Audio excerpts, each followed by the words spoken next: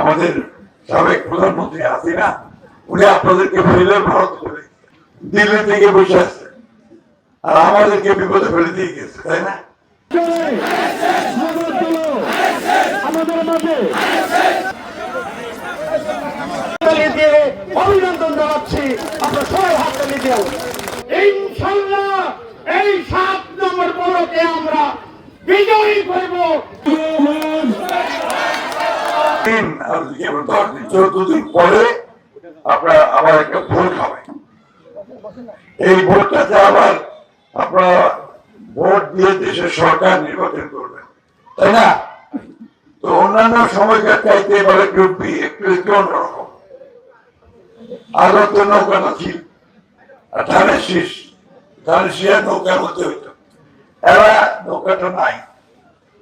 নৌকা যিনি কান্ডারি আমাদের সাবেক প্রধানমন্ত্রী হাসিনা উনি আপনাদেরকে ফেলে ভারত করে দিল্লি থেকে বসে আছে আর আমাদেরকে বিপদে ফেলে দিয়ে গেছে, তাই না?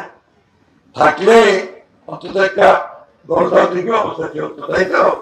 এখন আছে নতুন একটা বার কাজটা আমাদের সামনে, আপনাদের ছেলে তার প্রতিনিধি দাঁড়াইছে বেলুন বাড়ি, তাই না? দেওয়ার ভারত ছেলে, অল্প বয়স এরা ভারত ছেলে। আমরা বুড়াই, আমরা বহুবার ইলেকশন করছি, এমপি হয়েছি, সরকারটা চালানোর অভিজ্ঞতা আমাদের আছে। ওর বয়স কম, সামনের দিকে ইনশাল্লাহ আর ভালো করতে পারবে যদি লেগে থাকতে পারে, তাই না?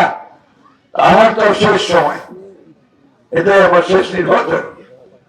আমি আপনাদের কাছে শেষ সময় আসছি, এইবার আপনারা আমাকে আরেকবার সুযোগ দিবেন ধানের শীষে ভোট দিয়ে আপনাদের কাজ করা। আমি পুরো পার্টির বদনাম করতে চাই না, ওটা আমার অভ্যাসের মধ্যে নাই। আমরা কাজ করি, সেরা চলতে চাই।